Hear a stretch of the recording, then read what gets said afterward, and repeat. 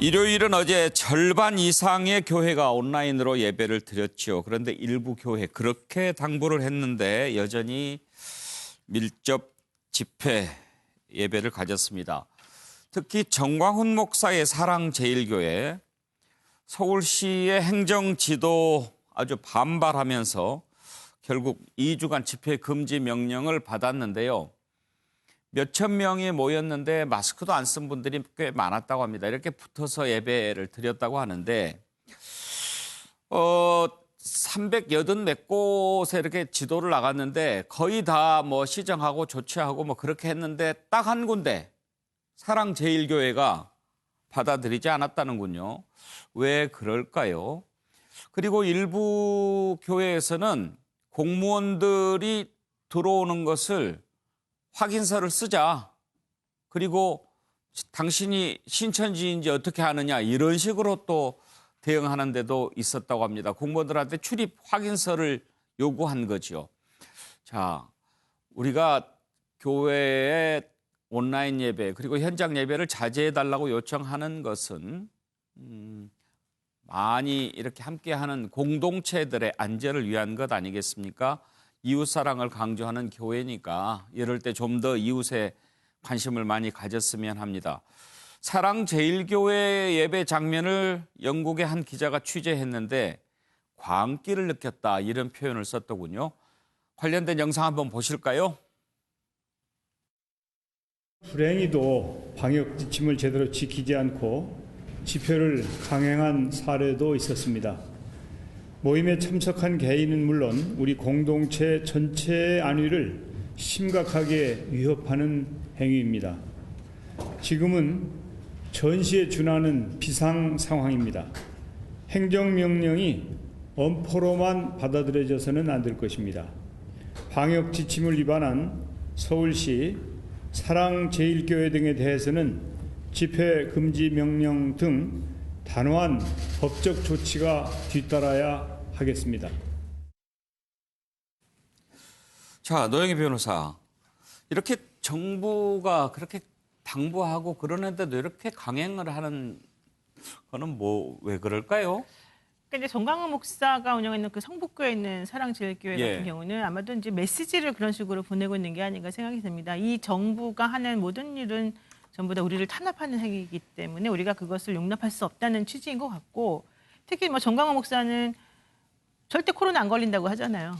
그러니까 그 말을 또 믿어서 그럴 수도 있겠고, 더 중요한 건 김문수 전 지사가 가서 눈물을 흘리면서 또 우리 다 같이 이겨내자 뭐 이런 얘기를 했다고 하는데, 저런 상황이라고 한다면은 기본적으로 행정력을 강제로라도 저는 동원을 해서 제대로 실질적으로 국민의 다른 국민들의 건강을 위협하는 행위에 대해서는 뭐 예외가 없다는 것을 보여주는 방식으로밖에 해결할 수 없지 않을까. 왜냐하면 저분들이 주장한 내용 중에 하나는 왜 종교 집회의 자유를 왜 너네들이 방해하느냐 이런 거 아닙니까? 그러면 다른 수많은 교회들은 그런 것들을 따르고 있는 것은 무엇라고 생각할 수 있는지 좀 이해가 안 가거든요. 그러니까 그런 측면에서는 결국 대한민국 국가에 살고 있는 교회라고 한다면 대한민국의 법을 따라야 되는 거기 때문에 저는 그 부분에 있어서는 그냥 절차적으로 진행을 하면 된다. 여기에 너무 그분들이 행동하는 것이 너무 이상하다고 볼 필요도 사실은 없지 않을까 이 정도 생각입니다.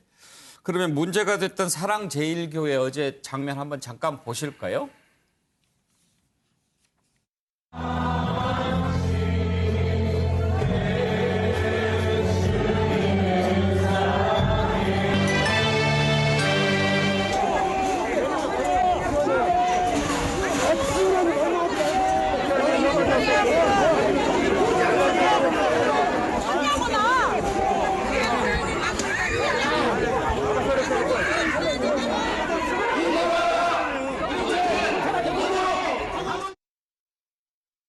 우리 김문수 지사님을 한번 모시겠습니다.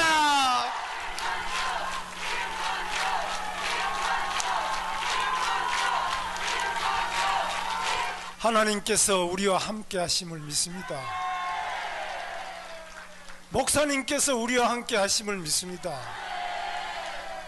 정광훈 목사님이 계셨더라면 우리들은 이렇게 아프지 않았을 것입니다.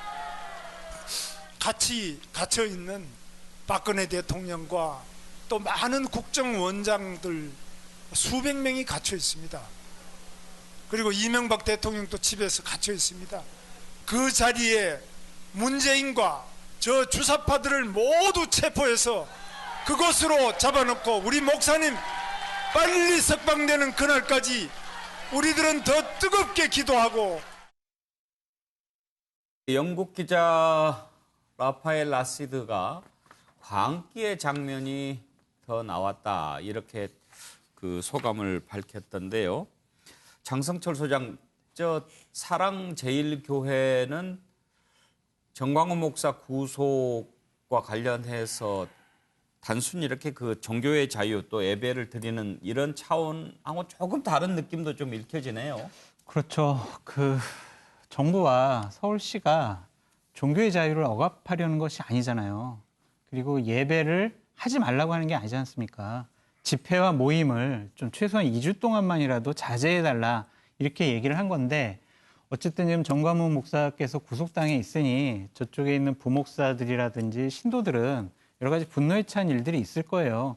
그럼에도 불구하고 건강해야 교회가 있고 하나님이 있고 하나님을 믿을 수 있지 않겠습니까? 정부와 서울시의 지침을 따라주는 것이 좋다라는 생각이 들고요. 한 가지 좀 덧붙이고 싶은 것은 저기는 보수 성향의 목사가 있는 곳이니까 정부의 지침을 따르지 않는다라는 식으로 오해를 안 했으면 좋겠다라는 생각이 듭니다. 예. 교회 그리고 우리 코로나19를 극복하는데 보수 성향의 교회가 어디 있고 진보 성향의 교회가 어디 있겠습니까?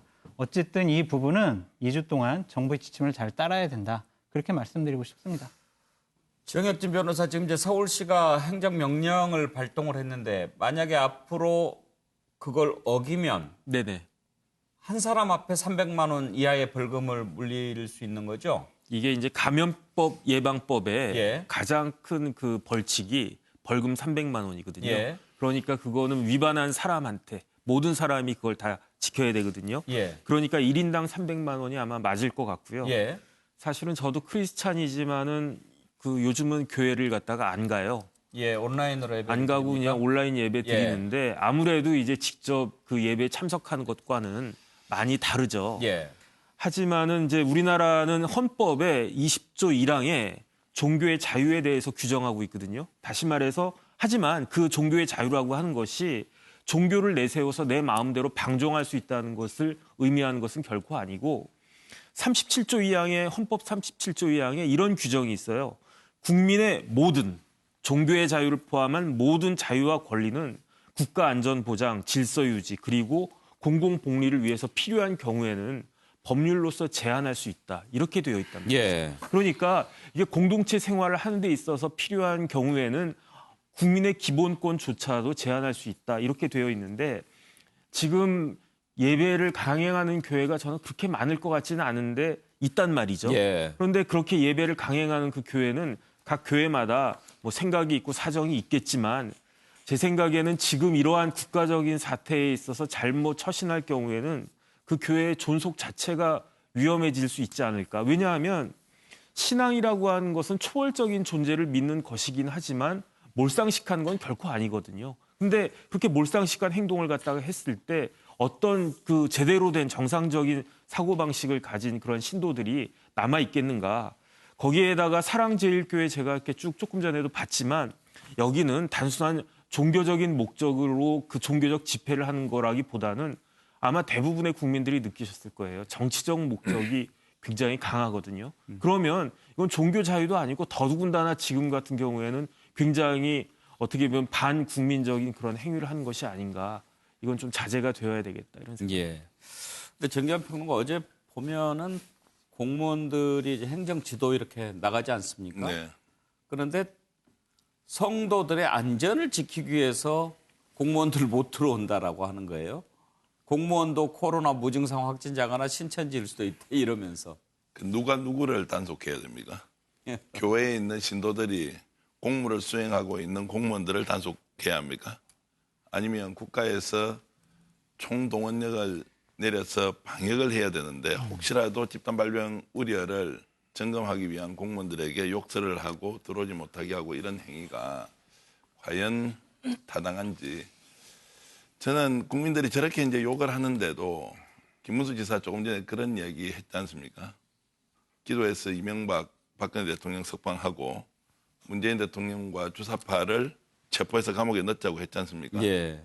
저분들이 저런 행동하면 정말 김문수 지사가 원하는 문재인 대통령 주사파 체포되고 감옥에 들어갈 가능성이 높습니까?